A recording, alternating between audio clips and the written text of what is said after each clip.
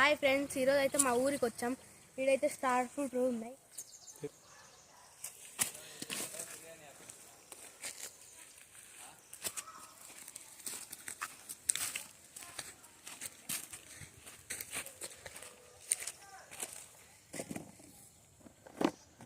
Hi friends, ఈరోజు అయితే మా ఊరికి వచ్చాం. ఇక్కడైతే స్టార్ ఫ్రూట్ ఉన్నాయి, దండిగా కాస్తాయి. ఇవైతే టేస్ట్ బాగుంటాయి, ఉప్పు కారం వేసుకుంటే ఇంకా బాగుంటాయి.